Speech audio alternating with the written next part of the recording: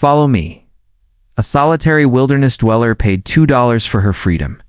Yet she revealed to him truths no soul in those mountains had ever discovered. Montana Frontier.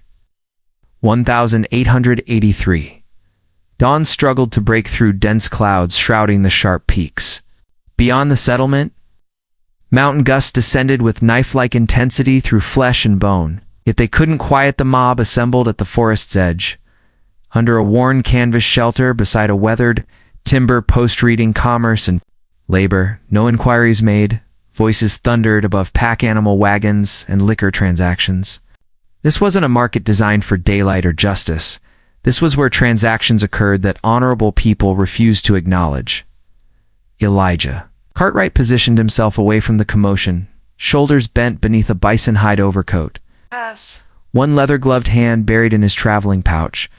At 39, the former military tracker and wilderness hunter resembled more beast than human, silent, battle-marked and isolated. His sole companions were a blade-worn half-doll and memories he hadn't voiced in decades. He'd arrived seeking a sharpening stone and replacement knife? Nothing beyond that. He repeated this to himself thrice while passing crates of corroded implements and rolls of pilfered fabric. Then came the announcement: Caucasian female, 24, strong frame, nursing mother, no spouse, no illness, asking price negotiable. Elijah slowed. The merchant, a grimy individual with split lips and whiskey stench, gestured toward a tattered woman positioned beneath a swaying oil lamp. She held a wrapped infant against her. Her gown was ripped at the shoulder, feet unshod in the freezing muck. Nobody moved forward. She got expelled from Willow's Creek, the man announced louder. Even the minister's son refused to claim her when she appeared with that bastard child. Several men snickered. Most averted their gaze. Elijah stared. The woman Margot stood rigid, not shaking. Her face appeared pale yet fierce. A peculiar stillness, wrapped in both humiliation and pride. The infant released a small, muffled whimper, and one of the attendants stepped forward. "We could divide them," he said with a smirk. Woman and dry. "Ridge wants a baby? Only the baby?" "No." Margot's voice split sharp through the noise. She retreated, protecting the child. "Please take me, not her." The attendant seized her arm. The baby screamed. Elijah moved. He didn't shout or menace. He reached into his pouch, withdrew two silver coins, and let them fall into the mud with a hollow clink. "Allow me," he said. Attendant paused. The merchant blinked. Margot raised her eyes. Her gaze met Elijah's across 10 feet of frozen earth fire and light, and breath suspended between them. She didn't weep or beg. She simply stared as if attempting to measure the price of this stranger with her final fragment of dignity. Her eyes contained no terror, no optimism, just the exhausted defiance of someone who possessed nothing remaining to surrender, yet refused.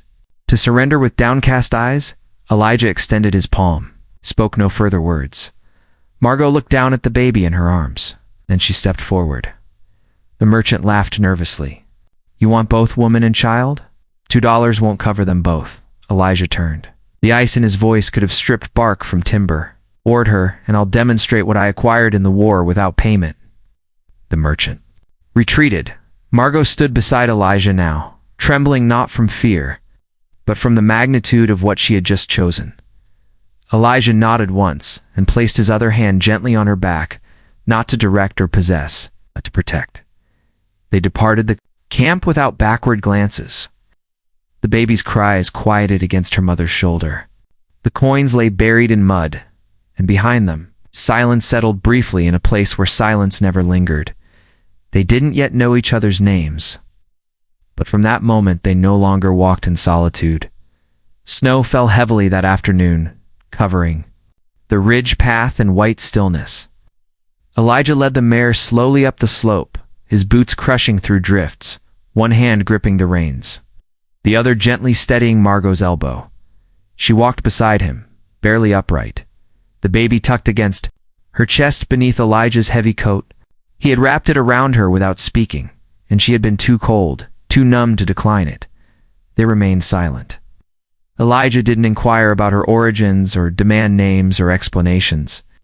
And Margot, for the first time in weeks, felt no pressure to justify her existence. When the cabin emerged through the trees, twilight was approaching. Smoke curled from the chimney.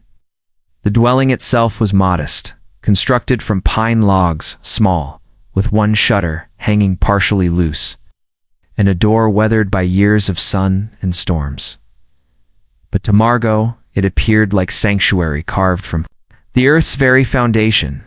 Elijah pushed the door open and gestured for her to enter. Inside, it was warm, shadowy, and neat. A fire smoldered in the fireplace, casting gentle light on rough furniture and a simple bed tucked behind a curtain. "Rest," Elijah said, indicating the rocking chair near the fire. Margot complied, settling down with a sharp intake of pain. Feet throbbed. Her arms ached from clutching Eve so tightly for so long. Elijah disappeared into the small kitchen area, moving soundlessly. He ignited a lamp, filled a kettle, and began preparing something in a cast-iron pot. Margot's head began to droop. She blinked hard, fighting the pull of exhaustion. "You may rest," Elijah said softly. She opened her mouth to protest, but her body betrayed her. Her arms relaxed, baby stirred, and before she could prevent it, her eyes closed. When she awakened, was to the gentle crackling of the fire and the aroma of warm porridge. Her heart raced as she sat upright and then froze. Eve was gone. She looked frantically around, until her eyes landed on the figure in the chair across from her. Elijah sat with the baby sleeping on his chest, cradled against the thick flannel of his shirt. His arms were folded around her, gently, steadily. His head was tipped back, eyes closed. Eve's tiny hand was tangled in his beard, one finger tugging at the coarse hair near his chin. Elijah stirred slightly, then quietly, so quietly, chuckled. A sound like a bear's rumble, but gentler. Margot stared. She hadn't heard a man laugh without cruelty in an eternity. She waited, watched. Her heart both thundered and calmed. Eve let out a breath and drooled onto Elijah's shirt. Margot leaned forward and whispered, "Don't take her. She's all I possess." Elijah's eyes opened. They weren't surprised, just calm, steady, like still water beneath ice. "I'm not taking her," he said. "She's with you. You're both with me." Margot's breath caught. He adjusted his grip on the baby, now dozing like a kitten, and added, "You can both remain until you choose otherwise." His voice was low, certain, no conditions, no promises, no pity. Margot nodded slowly. She didn't say thank you. Words felt inadequate for the moment. Later, he handed her a steaming bowl of porridge with honey. She fed Eve a little, then ate slowly. Herself. The warmth seeped into her limbs, into the raw places inside her chest. Elijah rolled out a second blanket and prepared a cot beside the hearth, gave it to Margot without a word. Then he returned to the rocker and sat again. Eve curled once more in the hollow between his arm and side. Margot lay down, staring at the ceiling of thick beams overhead. Her body still ached, but her heart didn't pound like it had every night since Willow's Creek. The fire popped. Elijah shifted. Eve made a sound like a bird sighing. Margot turned her head, looked across the firelight. And there they were, her child and a man she didn't know, except that he had asked for nothing and given everything. Outside, the wind howled against the eaves. Inside, they slept. The snowfall persisted for weeks, heavy and relentless, burying pathways, bending pine branches, hushing the woodland. In that quiet, within a cabin nestled between cliff and stream, something peaceful and vital began to flourish. Elijah taught Margot the patterns of winter in the wilderness, how to fuel the stove without creating choking smoke, how to position snares for rabbits, how to detect the sound of fracturing ice. He seldom spoke much, but he always observed her hands, correcting with gentle touches instead of words. Margot learned quickly. Her strength was quiet, her concentration sharp, though she still startled at unexpected sounds. Indoors, she discovered an old basket of torn fabric and mended them one by one. She repaired Elijah's worn coat, reinforced the knees of his trousers, and finally stitched her own fraying dress with a needle from a carved wooden container once his wife's. Elijah noticed but said nothing. Instead, he ensured thread was always available. Eve became the heart of their small universe. She giggled, grasped everything, and filled the silence with delight. Her laugh was sudden and brilliant, like a bird startled into song. She followed Margot's every movement, and when she tugged Elijah's beard with glee, something transformed. He laughed aloud for the first time in 10 years. One morning, while Margot prepared tea, Elijah sat at the table, quietly carving. She watched without speaking. 2 hours later, he placed a small wooden spoon on the counter, sanded smooth, curved perfectly. The name Eve was carved into the handle in clean block letters. Margot touched it with her thumb. "Thank you," she whispered, "not just for the spoon." Elijah simply shrugged and stepped out to split more wood. On another evening, when the wind bit deeper than usual, Elijah went into storage and retrieved his old coat. He cut strips from a flannel blanket and stitched them into the lining. Finished, he didn't explain. He simply hung it on the peg closest to Margot's bed, but not everything softened like flannel. One afternoon, Margot slipped on the trail, twisting her ankle and cutting her hand on a branch. When Elijah found her, she was limping home, breath misting in the frozen air. He said nothing, just lifted her in his arms and carried her back inside. He wrapped her ankle in pine salve and cleaned the cut on her arm as he rolled up her sleeve. His hands froze. A long, sharp scar ran down her forearm, auld, jagged, deliberate. Margot didn't meet his eyes. He said, "I brought it on myself." She murmured, "Said I walked too freely, smiled too much. The boy who hurt me as father was the preacher. They called me a temptation." The fire crackled. Elijah didn't move. "They said it was a mistake," she added. "Mine. I was 16. Elijah set the salve aside. He took a cloth, dipped it in warm water, and pressed it gently to the skin around the scar. Not the wound, but the years around it you never needed. "Saving," he said quietly. Margot's gaze flicked up, wet but fierce. "You just needed someone who wouldn't walk away." She didn't cry. She simply stilled. Her breath deepened. Her hands resting in her lap finally opened.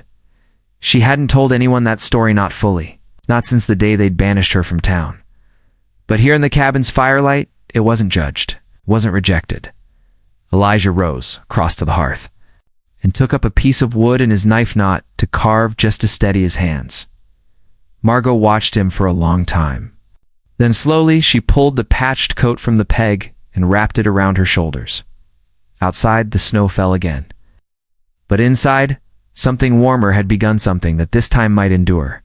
The snow had begun melting into slush by late March, when the first sign of trouble rode up the mountain. A pair of riders came through the edge of the trees, one in a heavy wool coat, too fine for the weather. The other thin, pale, and reeking of entitlement. Elijah saw them from the chopping. Stumpin knew immediately, nothing good traveled that path. The second man dismounted stiffly, glancing at the trees like they offended him. His face was clean-shaven, too smooth for this rough land. His boots were polished, carried a folded piece of paper, and an expression of disdain. Margot emerged with a bucket of water, then froze. Her breath caught. Her hands dropped the bucket. "Dale," she said. The man smiled, not kindly. "Hello, Margot. Heard you'd made quite a home up here with my daughter." The word hit like a blow. Elijah moved beside her, silent.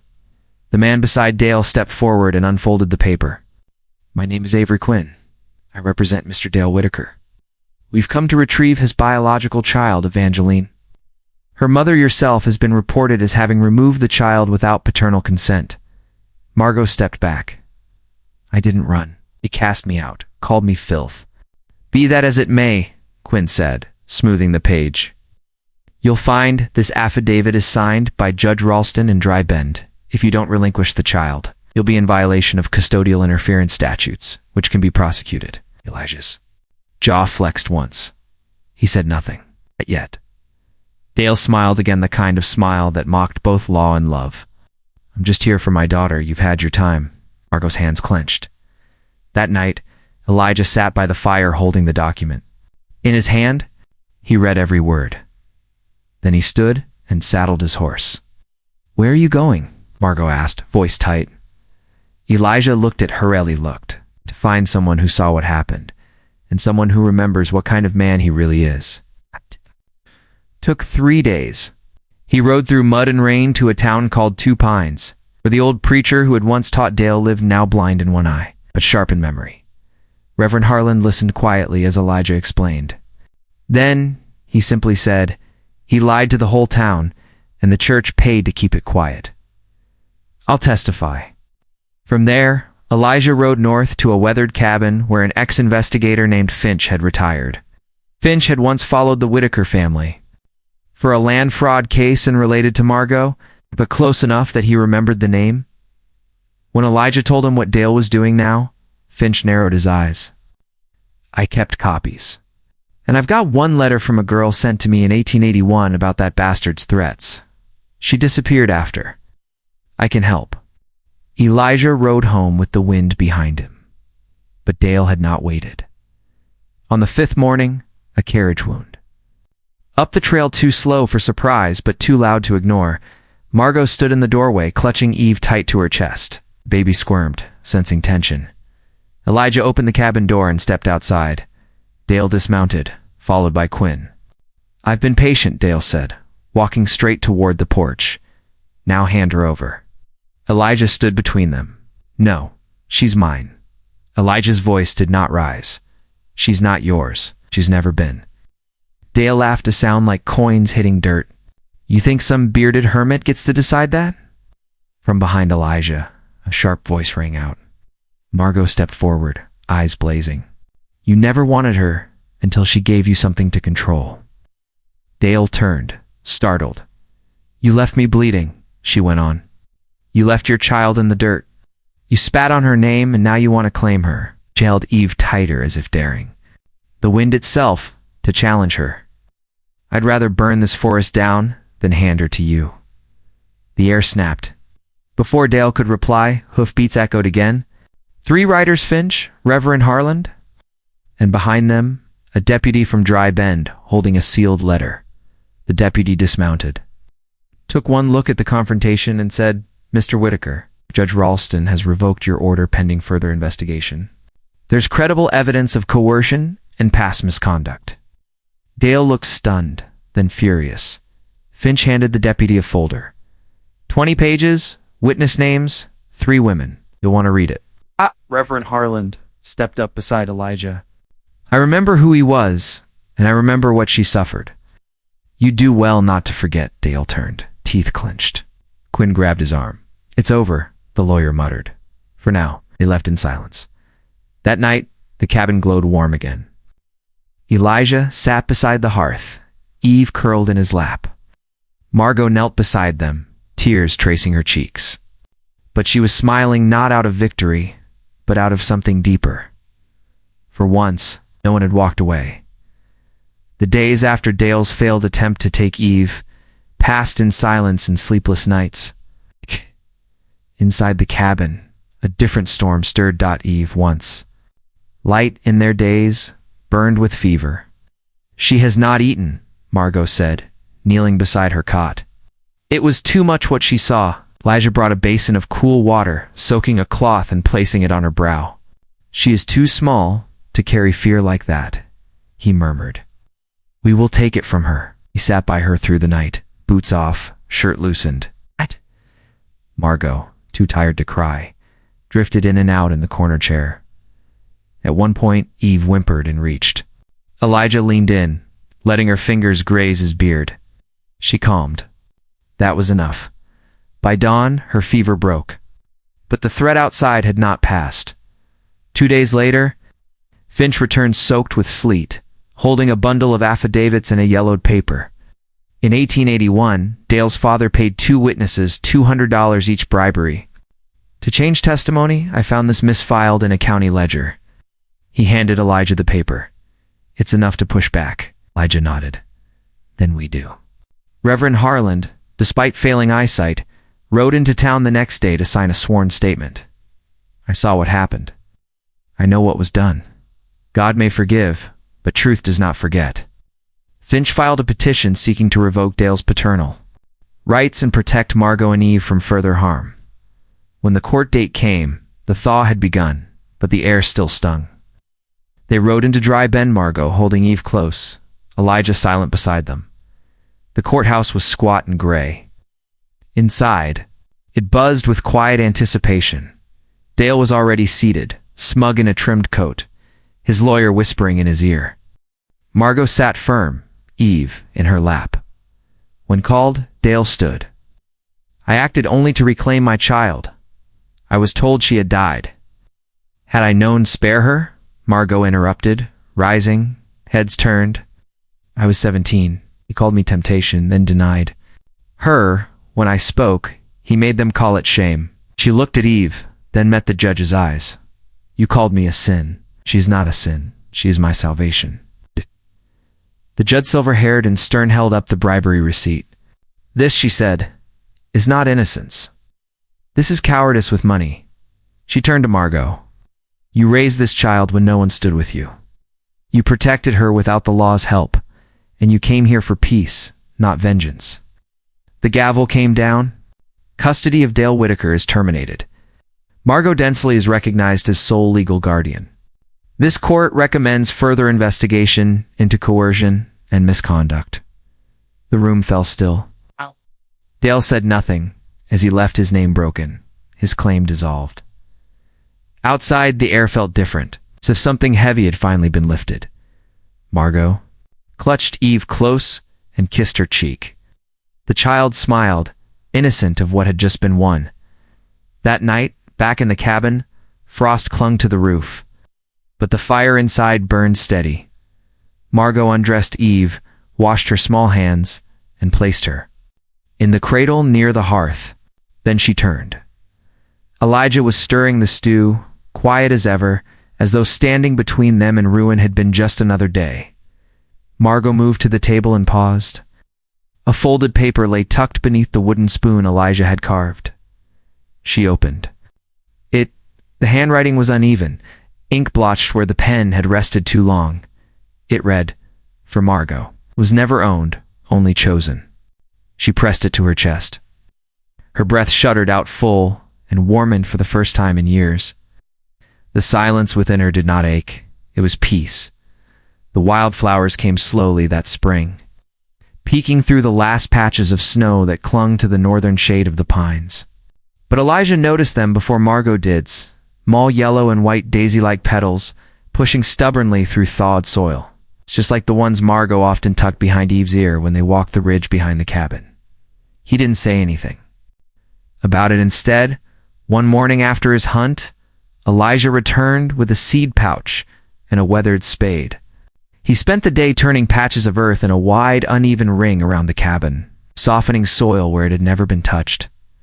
Eve toddled after him, hands clapping when she recognized the tiny buds. Margot watched from the porch, her fingers curled around a steaming tin of tea, her smile quiet and full. That spring, wild daisies grew around their home, not because they belonged there, but because someone made room for them. Inside the cabin, change came just as gently.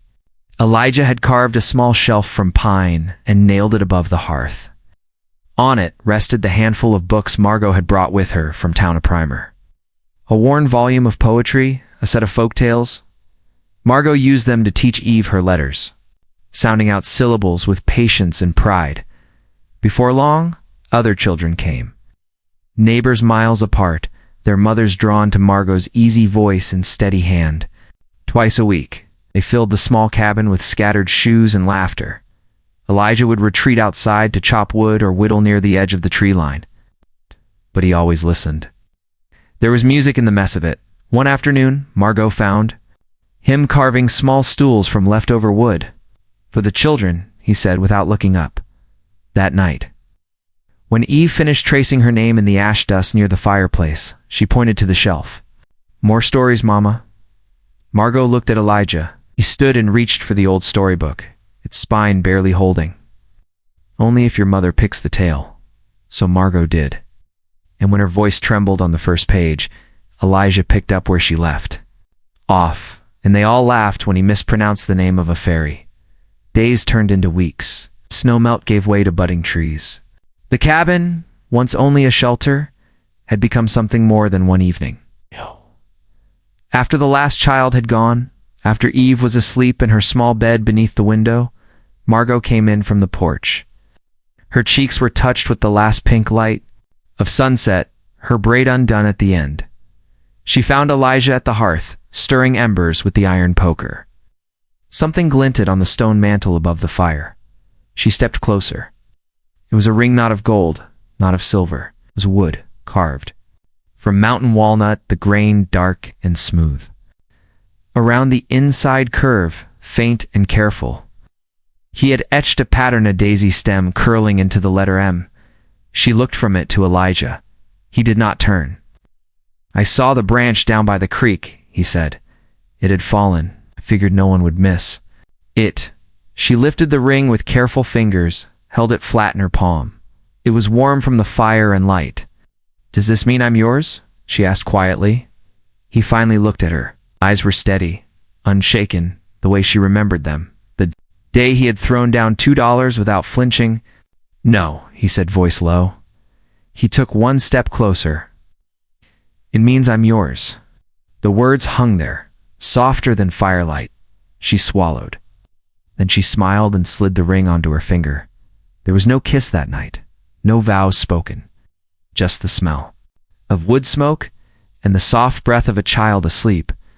But as Elijah returned to his chair and Margot to hers, they sat closer than before, close enough to share the same blanket, close enough that neither had to reach far to touch the other's hand.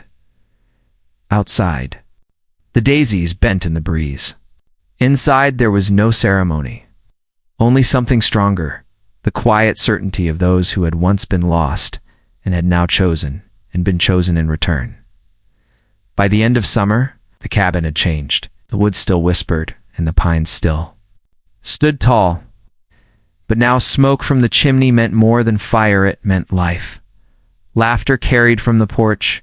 Above the gate hung a new wooden sign carved by Elijah's hand, "Home of the Wilders Elijah, Margot, and Eve." He had set it before sunrise, stepping back in the gray light, arms crossed, heart still. He had not asked Margot first. But when she saw it, she traced the grooves and said softly, "You finally let the world know." Word spread slowly through the hills, as it always did. A passing trapper mentioned the cabin with the quiet man and the woman who taught reading by fall. Folks began coming, one or two at first. A man with fever, a boy with a broken wrist, but an old widow who needed tea and talk more than medicine. Margot welcomed each one with calm eyes and warm bread. Elijah mended what he could, offered quiet advice. They asked for nothing in return, soon. The cabin wasn't just a home, it was a place people trusted. Margot started baking extra loaves, tying them with twine, sending them off with travelers. Each came with a note: "This one's still warm. Share it while it is." Children brought baskets for reading days. Parents stayed longer, asking how Margot knew so much. She only smiled. "I learned when I had to." Eve grew in the heart of it all, wild as the trees, brave as the wind. She trailed Elijah through the forest, naming herbs and birds, her laughter echoing like chimes. One night, she climbed into his lap with a piece of twine. "I want ribbon," she said, twirling it, blue like Mama's eyes. Margot chuckled. "Ribbon, is it?" Eve nodded solemnly. That night, Elijah lay awake, staring at the beams. It had been 12 years since he'd gone to town. The next morning, he saddled the mule. "I'll be back before supper," he said. Margot raised an eyebrow. "You're going into town?" He nodded. "Something I need." She didn't press, just tucked a small list in his pocket. He could use more sugar. Town was loud, full of wagons and boots. At the dry goods store, Elijah found the ribbon blue satin, soft and bright. He stared at it too long. "You got a little girl?" the shopkeeper asked kindly. Elijah nodded. The man packed the spool with care. Elijah returned at dusk. Eve ran to meet him, eyes wide. "Did you get it?" He crouched, pulled out the ribbon. Gasped, clutching it like treasure. On the porch, Margot waited, hands dusted with flour. Elijah handed her the rest sugar, soap, and a book she had once said she missed. "You remembered," she said, quiet. "I remember everything," he replied. That night, Eve slept with her hair tied in a crooked bow, while her smile didn't fade even in dreams. Elijah sat with Margot on the porch, no words. Just the sound of crickets, the creak of wood, and two people, who once had nothing now watching their daughter sleep through a window trimmed in ribbon. No priests, no papers, no ceremony. But there was bread on the sill, laughter in the rafters, and a sign that no longer marked silence but a family's home. 10 years passed. The seasons no longer felt like trials to endure. The cabin by the forest stood unchanged in structure. Though the wood had darkened and the roof saw 2 repairs, wildflowers crept across the steps in spring, and in winter smoke curled from the chimney like a ribbon of belonging. Eve Wilder was 11 tall, curious, and fiercely bright. Her favorite spot was a stump beneath an aspen tree, where she sketched deer, pine needles, and shafts of sunlight on scraps of paper quiet drawings. It's never sold. She had Elijah's stillness and Margot's fire. Elijah walked slower these days, beard streaked with gray, shoulders softened, yet his eyes pine green and steady still warmed any room. He spent mornings sharpening tools, carving shelves, repairing fences. Afternoons were for teaching Eve how to track rabbits and read the forest signs. He waited each evening on the porch until the crunch of Margot's boots signaled her return. She greeted him every night with a kiss that felt like home. One golden evening, Eve placed her latest drawing on the table, a stag by a river bend, its reflection clear beneath it. Below, in careful handwriting, "Not every wild thing runs." Margot's breath caught. Elijah picked up the paper. "She gets that from you," he said softly. Margot smiled. "She gets it from both of us." Later by the fire, Eve snuggled in a corner with her book. Elijah polished his old axe, and Margot threaded ribbon through a new comb. The fire popped. Eve closed the book and asked, "Mama." "Yes, baby. Why did you stay?" After he said, "Come with me. Why did you never leave?" Margot laid down her work, looked into the fire, and he said, "Come with me. He wasn't saving me," she said. "He was choosing me." Eve tilted her head. "What? What's the difference?" Margot brushed her daughter's cheek. "If someone saves you, you owe them something. But if someone chooses you, you owe them nothing. You're just wanted just as you are." Eve glanced at Elijah. "Did you choose me, too?" He nodded. "From the moment your mama put you in my arms," it beamed. "Good, because I'm not going anywhere." Margot laughed and reached for the kettle. Later, after Eve's hair was braided and she slept warm from the fire, Margot and Elijah sat beneath the stars. Mugs in hand, the forest alive with night sounds. "You remember that day?" she asked. "The marketplace?" He nodded. "You looked at me like I was a wolf," he said quietly. "And you looked at me like I wasn't broken," she replied. He chuckled. "You never were." Margot leaned into him. "You think she'll be all right?" "She already is," Elijah said. "Better than either of us ever did." Silence fell. Above them, stars scattered like memories. The moon rose over distant ridges. Inside, beside Eve's bed, that small wooden spoon still rested, her name carved into the handle, faded but proud, above. The door frame, nearly worn smooth, one line remained.